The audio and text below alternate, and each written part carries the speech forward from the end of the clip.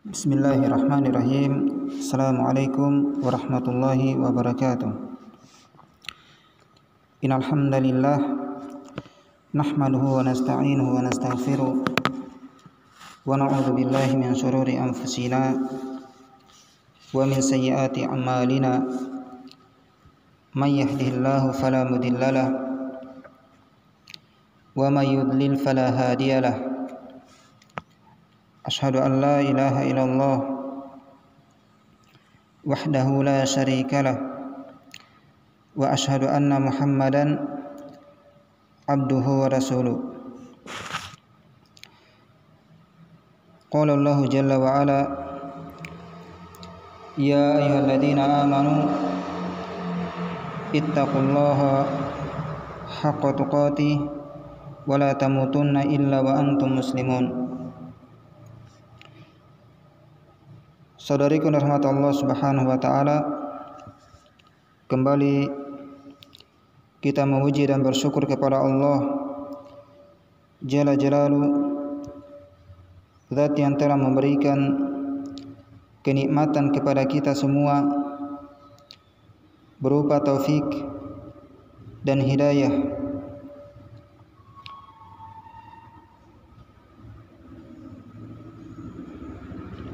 Dan pada sore hari ini kita akan melanjutkan pembahasan kita mengenai kitab Nasihati Lin-Nisa yang ditulis oleh Ummu Abdillah Al-Wadi'iyah hafizahullahu ta'ala. Kita masih di pembahasan tentang dorongan keikhlasan, dorongan untuk ikhlas dan juga menjaga waktu. Bahasanya beliau mengatakan dengan membawa perkataan Imam Al-Bukhari rahimahullahu ta'ala di dalam Al-Adabul Mufrad.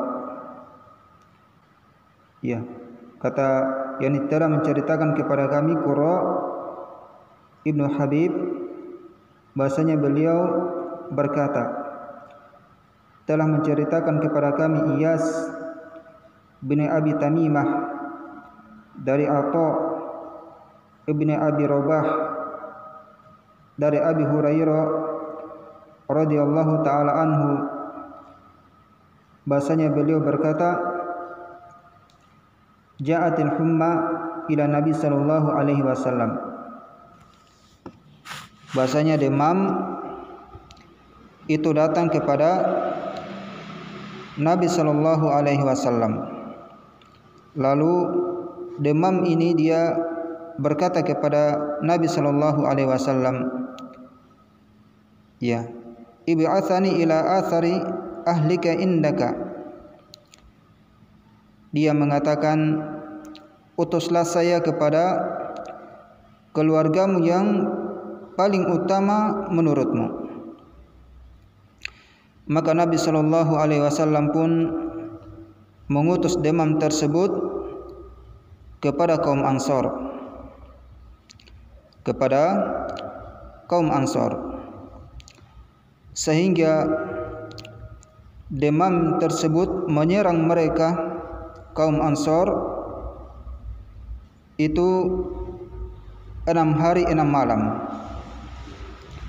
sampai ya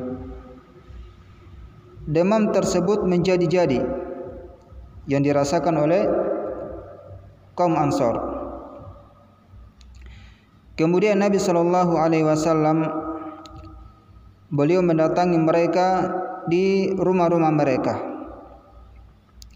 Lalu mereka mengadukan hal tersebut kepada Nabi sallallahu alaihi wasallam. Maka Nabi sallallahu alaihi wasallam pun masuk dari rumah-rumah, yakni masuk dari rumah ke rumah. Iya, rumahnya kaum Ansor, sambil mendoakan mereka agar diberikan kesehatan oleh Allah Subhanahu wa taala. Ya. Maka tatkala beliau sallallahu alaihi wasallam pulang, maka Nabi sallallahu alaihi wasallam diikuti oleh seorang wanita dari mereka, dari kaum Ansar. Lalu wanita ini beliau berkata kepada Nabi sallallahu alaihi wasallam, "Walladzi ba'atsaka bil haqq, inni laminal ansar." Demi zat yang mengutusmu dengan membawa kebenaran, sesungguhnya saya termasuk dari golongan kaum Ansar, dan sesungguhnya bapakku juga termasuk sahabat dari Ansar. Fad'ullaha li kama da'auta lil Ansar. Maka ya, berdoalah kepada Allah Subhanahu wa taala untuk saya. Yani wanita ini meminta kepada Nabi sallallahu alaihi wasallam agar Nabi sallallahu alaihi wasallam mendoakan dia, ya, berdoa kepada Allah Subhanahu wa taala untuk wanita ini, sebagaimana engkau berdoa untuk kaum Ansar. Maka Nabi sallallahu alaihi wasallam beliau mengatakan, "Ma syi'ti, in syi'ti da'autullah an yu'afiyaki, wa in syi'ti sabarti walakil jannah." Nabi sallallahu alaihi wasallam beliau mengatakan, apa yang engkau inginkan. In syi'ti da'autullah an yu'afiyaki, dan jika engkau menginginkannya, yakni maksudnya menginginkan kesehatan, sembuh dari demam yang dia rasakan, maka saya akan mendoakan kesembuhan untukmu kepada Allah Subhanahu wa taala. Wa in syi'ti sabarti walakil jannah. Ternyata Nabi sallallahu alaihi wasallam memberikan dua pilihan. Pilihan yang pertama, Nabi sallallahu alaihi wasallam mendoakannya kepada Allah Subhanahu wa taala untuk disembuhkan dari penyakit yang dia derita. Kemudian pilihan yang kedua adalah dia bersabar dari penyakit yang dia derita, namun balasannya adalah walakil jannah, masuk ke dalam surga Allah Subhanahu wa taala. Maka wanita ini pun beliau mengatakan, bal asbir, saya memilih untuk bersabar, ya, dan tidak saya menjadikannya sebagai taruhan. Ini merupakan bentuk keimanan yang dimiliki oleh wanita tersebut. Dia lebih memilih balasan yang sangat mulia berupa surga Allah Subhanahu wa taala dibandingkan dengan dia sembuh dari penyakit yang dia derita. Dan hadis ini adalah hadis sahih. Kemudian kata penulis, beliau mengatakan famauqifus sahaba ajib. Maka sikap para sahabat itu sangat luar biasa. Sikap yang dimiliki oleh para sahabat ini sangat luar biasa.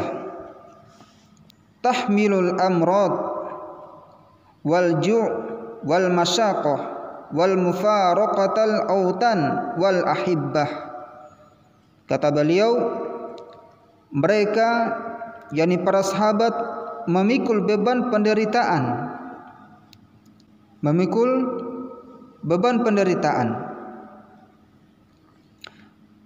dan juga mereka merasakan lapar, wal masyaqah, dan juga mereka merasakan kesulitan, bahkan wa mufaraqata al-autan, bahkan mereka meninggalkan negeri kelahiran mereka, berhijrah.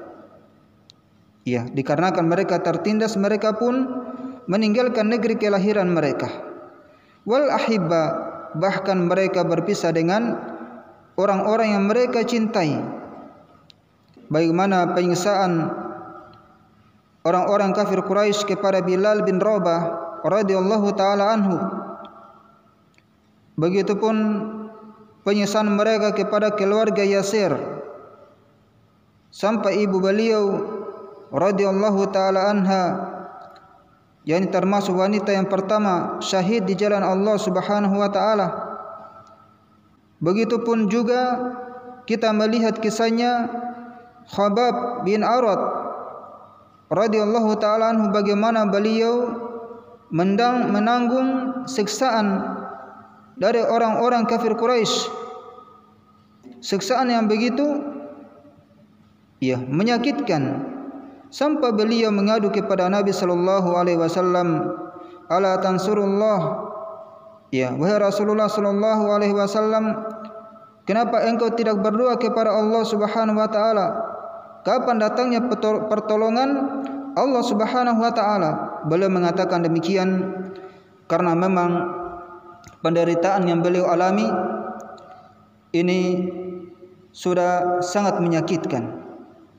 Kemudian Nabi sallallahu alaihi wasallam beliau mengatakan dengan mengisahkan bagaimana penderitaan orang-orang yang terdahulu sebelum mereka, ada yang ditanam di tanah kemudian digergaji sampai terbelah dua tubuh, dan itu tidak menyebabkan keimanan mereka surut, tidak menyebabkan mereka meninggalkan agama Allah Subhanahu wa taala. Dan berbagai macam siksaan yang dirasakan oleh para sahabat radhiyallahu taala anhum. Kenapa mereka sampai bersabar di dalam menanggung penderitaan tersebut? Karena yang mereka harapkan adalah surga Allah Subhanahu wa ta'ala. Ini yang mereka harapkan, cita-cita yang paling tertinggi, yang tidak ada ujung pangkalnya kehidupan di dalamnya, tidak ada sedikit pun penderitaan di dalamnya. Ini yang akan mereka harapkan di sisi Allah Subhanahu wa ta'ala. Sehingga beliau mengatakan, penulis di sini beliau mengatakan wa wajahul kuffar bisuyuf, bahkan para sahabat radhiyallahu taala anhum mereka menghadapi orang-orang kafir dengan pedang-pedang mereka, berjihad di jalan Allah Subhanahu wa taala. Mereka mengorbankan harta dan jiwa mereka hanya untuk mendapatkan surga di sisi Allah Subhanahu wa taala.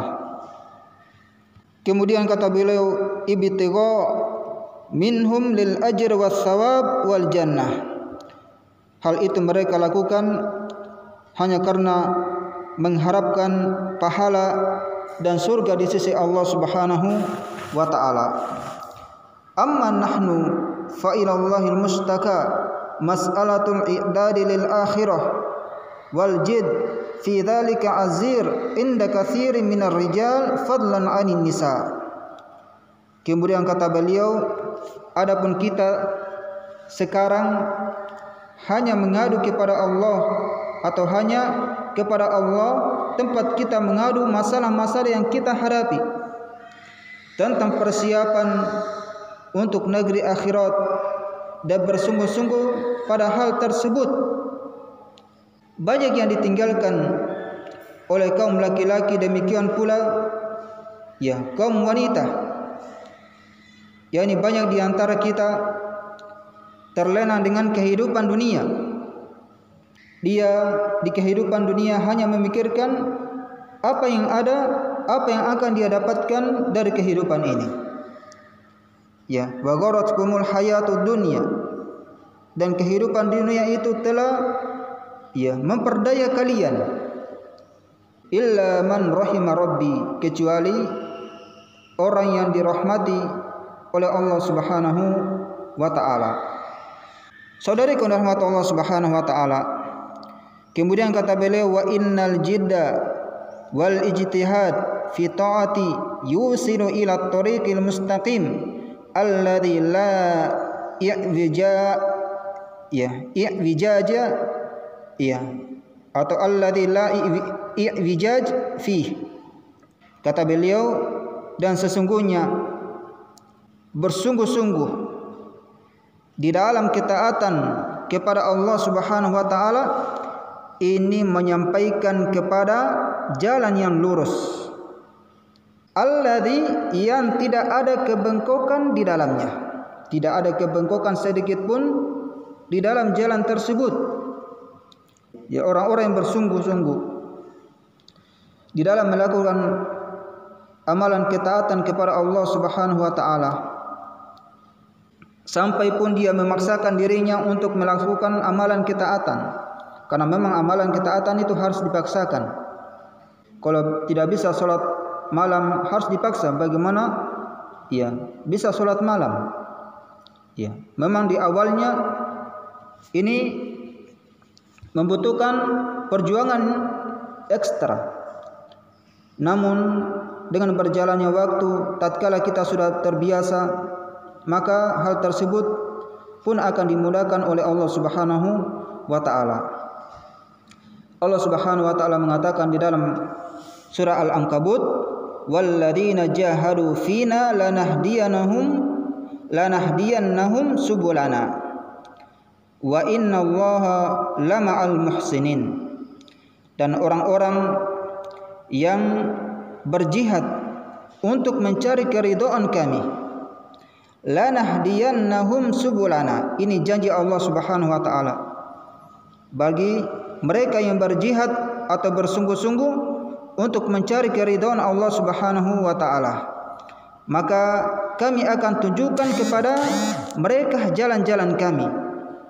Ya, wa innallaha lama'al muhsinin, dan sesungguhnya Allah itu bersama dengan orang-orang yang berbuat baik.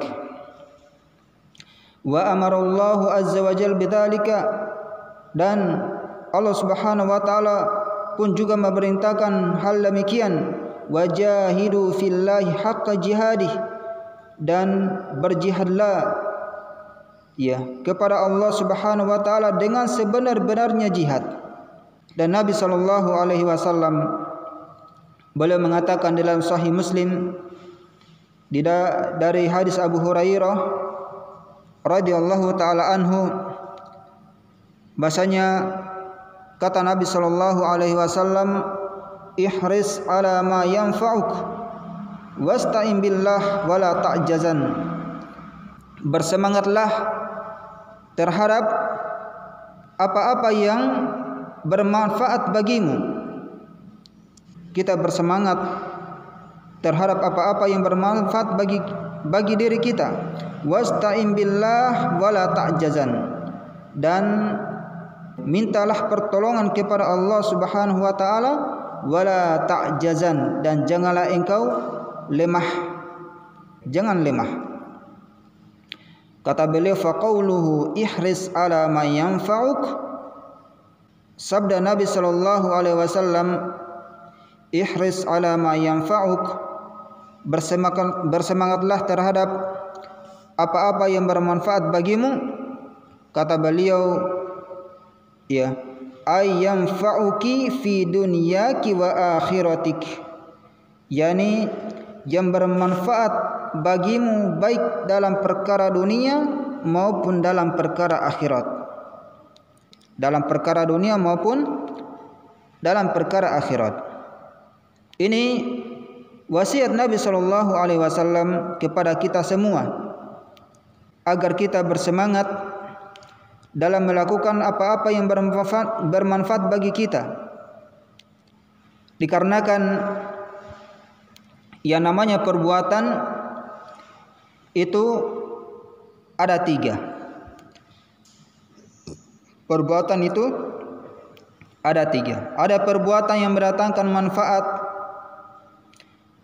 ada juga perbuatan yang menimbulkan bahaya, menimbulkan mudarat, dan juga yang terakhir ada perbuatan yang tidak mendapatkan manfaat, tidak mendatangkan manfaat dan juga tidak menimbulkan bahaya. Perbuatan yang kedua dan yang ketiga ini kita buang. Perbuatan yang kedua tadi adalah perbuatan yang menimbulkan mudarat. Kita tidak lakukan hal tersebut. Dan juga perbuatan yang tidak ada manfaatnya dan juga tidak ada bahayanya. Maka ini pun juga kita tidak lakukan karena memang kita tidak memperoleh manfaat di dalamnya. Walaupun tidak ada bahayanya, namun kita tidak memperoleh manfaat di dalamnya. Maka ini kita tidak lakukan. Adapun yang kita lakukan adalah perbuatan yang mendatangkan manfaat bagi kita. Karena Nabi sallallahu alaihi wasallam mengatakan, ya, min husnil islamil mar'i tarkuhu ma la ya'ni. Di antara termasuk baiknya keislaman seseorang adalah dia meninggalkan apa-apa yang tidak bermanfaat baginya. Ya, yang tidak bermanfaat baginya baik dalam perkara dunia maupun dalam perkara akhirat, dia tidak melakukan hal tersebut. Saudariku rahmat Allah Subhanahu wa taala. Dan hal yang bermanfaat bagi dunia kita maka kita kerjakan. Kita bekerja, ya, dengan cara yang halal, maka kita lakukan hal tersebut. Wa akhiratik, dan juga bermanfaat bagi akhirat kita, bermanfaat untuk agama kita. Dan hal yang bermanfaat dalam agama ini kembalinya dalam 2 perkara. Hal yang bermanfaat untuk agama atau akhirat kita ini kembalinya pada 2 perkara, yaitu ilmu nafi, yakni ilmu yang bermanfaat, dan juga amalan soleh. Ilmu nafi, yakni ilmu yang bermanfaat,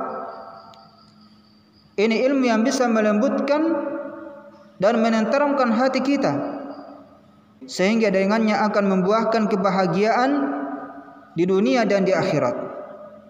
Ya, kita mempelajari agama Allah Subhanahu wa taala, menuntut ilmu syar'i, ilmu agama, dan juga amalan soleh. Yang dikatakan amalan soleh tidak hanya dilihat dari zahirnya saja. Ia harus terpenuhi keikhlasannya dan juga benarnya dia tatkala beramal itu mengikuti tuntunan Nabi sallallahu alaihi wasallam. 2 hal ini harus terpenuhi di dalam amalan seorang hamba. Ikhlas dan cocok dengan sunnah Nabi sallallahu alaihi wasallam. Ya, sebagaimana yang dikatakan oleh Fudail bin Iyad rahimahullahu taala tatkala beliau ditanya bagaimana amalan soleh tersebut, bagaimana amalan soleh itu,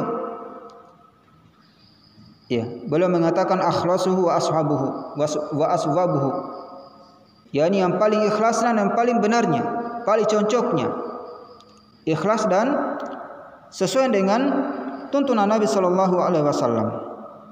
Ya, ini yang dilihat, bukan pada perkara zahirnya.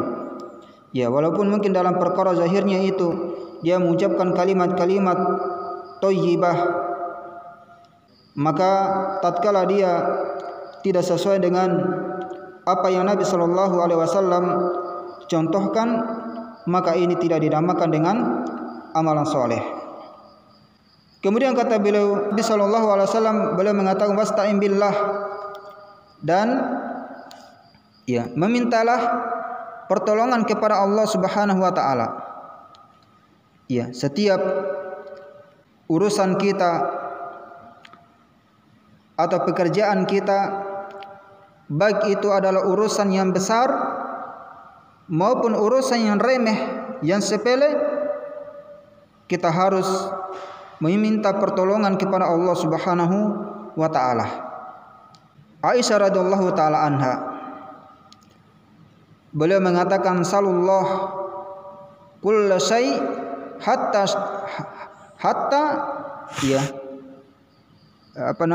syis'a. Yani beliau mengatakan, mintalah kepada Allah Subhanahu wa taala bahkan meminta tali sendal sekalipun. Sampai tali sendal ini kita minta kepada Allah Subhanahu wa taala.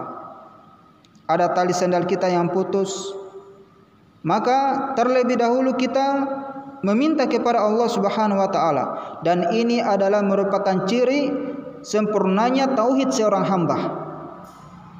Jangan kita menganggap persoalan sepele yang bisa kita kerjakan, ya lantas kita tidak meminta pertolongan kepada Allah Subhanahu wa taala. Sampai yang perkara sepele pun kita harus meminta kepada atau meminta pertolongan kepada Allah Subhanahu wa taala. Perhatikan perkataan Ibnu Rajab rahimahullahu taala. Beliau mengatakan, dahulu para salaf mereka itu meminta kepada Allah di dalam salatnya semua kebutuhannya. Semua kebutuhan mereka meminta kepada Allah Subhanahu wa taala. Ya, sampai garam untuk adonannya dan tali kekang untuk kambingnya mereka meminta kepada Allah Subhanahu wa taala. Padahal kalau garam, ya bisa saja kita berusaha ya untuk beli di warung, ya perkara sepele. Namun para salaf, para ulama terdahulu, mereka meminta kepada Allah Subhanahu wa taala sampai dalam perkara sepele, garam untuk adonan, ya untuk adonan mereka, atau tali sendal, mereka meminta kepada Allah Subhanahu wa taala. Ya, semakin seorang hamba itu dia selalu meminta kepada Allah Subhanahu wa taala, maka Allah Subhanahu wa taala semakin cinta kepada hamba tersebut. Beda dengan manusia. Kalau manusia semakin kita meminta kepadanya, maka ya dia akan semakin benci, tidak suka dengan kita. Ya, yani dia mengatakan, kenapa ini orang dia terus minta kepada saya? Ya. Namun bagi Allah Subhanahu wa taala tidak. Semakin kita meminta kepadanya, maka semakin Allah Subhanahu wa taala cinta kepada kita. Karena kita menunjukkan butuhnya kita kepada Allah Subhanahu wa taala. Kemudian wa qauluhu wala ta'jazan, dan sabda Nabi sallallahu alaihi wasallam, wala ta'jazan, dan janganlah engkau lemah. Belum mengatakan nahyu anil ajaz. Ini larangan dari ya sifat lemah. Ala anal ajaza qad yakunu ahwan minal kasal. Terkadang sifat lemah itu berada di tingkatan lebih rendah daripada malas. Fa innahu qad yakunu bisababi marad aw syaykhukhah aw nahfi dzalik. Bahasanya sifat malas ini atau sifat lemah terkadang dia disebabkan karena sakit. Ya, karena sakit maka dia lemah untuk melakukan amalan ketaatan. Untuk melakukan pekerjaan dia lemah, dia sakit. Atau dia sudah tua renta, sudah sepuh, tidak bisa lagi dia melakukan amalan ketaatan. Atau ya selain dari hal tersebut, bi khilafil kasal fa innahu madmumun mutlaqan, dan ini berbeda dengan sifat malas. Ya, kalau sifat malas ini secara mutlak dia tercelah. Jadi perbedaan antara al-ajaz, ya, sifat lemah dengan sifat malas. Kalau sifat lemah, ya, ini tidak mutlak tercelah. Ya, tidak mutlak tercelah. Namun sifat malas ini secara mutlak dia tercelah, tidak ada yang terpuji. Wal kasalu didun nasyat, dan sifat malas ini adalah, ya, lawan dari sifat rajin. Wa qad kana Nabi sallallahu alaihi wasallam yasta'idzu billah minhuma. Dan Nabi sallallahu alaihi wasallam beliau berlindung kepada Allah Subhanahu wa taala dari kedua sifat ini, yakni sifat lemah dan sifat malas. Bahasanya Nabi sallallahu alaihi wasallam beliau berdoa kepada Allah Subhanahu wa taala, Allahumma inni a'udzubika minal ajazi wal kasali. Ya Allah, aku berlindung kepadamu dari sifat lemah dan sifat malas. Dan hadis ini adalah hadis yang diriwayatkan oleh Imam Bukhari dan Imam Muslim dari Anas bin Malik radhiyallahu taala anhu. Ibnu Qayyim rahimahullahu taala beliau menyebutkan di dalam kitabnya Miftah dari Sa'adah, ya, bahasanya beliau mengatakan annal ghaflata wal kasal huma aslul hirman. Ya, bahasanya kelalaian dan sifat malas ini adalah asal dari seseorang yang diharamkan untuk mendapatkan sesuatu yang bermanfaat. Orang lalai, ya, dan orang yang malas. Ini merupakan dua sifat yang diharamkan untuk mendapatkan sesuatu yang bermanfaat. Ikhwatan iman, saudariku yang dirahmati Allah Subhanahu wa taala. Wasyair yaqul, seorang penyair dia mengatakan, walam arafi uyubin nas aiban kanaqsil qadirina ala tamam. Bahasanya dia mengatakan, aku tidak melihat aib-aib manusia itu sebagai satu aib. Ya, walam arafi uyubin nas aiban kanaqsil qadirina ala tamam, seperti kekurangan orang-orang yang mempunyai kemampuan untuk mencapai kesempurnaan namun mereka tidak melakukannya. Penulis mengatakan, wal maghbunu fid dunya man razaqahu Allahu sihatan wa faraghan. Sifat dan kelalaian di dunia atau orang-orang yang tertipu di dunia ini adalah orang-orang yang Allah Subhanahu wa taala anugerahkan kesehatan dan waktu luang untuk mereka. Allah Subhanahu wa taala anugerahkan kepada mereka kesehatan dan waktu luang, namun mereka lalai, tidak mempergunakan nikmat, ya, yakni kedua nikmat ini, nikmat sehat dan nikmat waktu luang. Walam yastagilhuma fima yanfa'uhu, dan mereka tidak menyibukkan keduanya terhadap apa-apa yang bermanfaat bagi mereka. Ketika sehat, mereka tidak menyebutkan atau menyibukkan dengan apa yang bermanfaat untuk mereka. Ketika ada waktu luang, mereka pun tidak mempergunakan nikmat tersebut. Lewat begitu saja. Ya, ini orang-orang yang tertipu dengan dunia. Ya, diriwayatkan oleh Imam Al-Bukhari dari Ibnu Abbas radhiyallahu taala anhuma, bahasanya beliau berkata, Rasulullah sallallahu alaihi wasallam beliau mengatakan, nikmatani maghbunun fihi makatsirun minan nas, as-sihhatu wal faragh.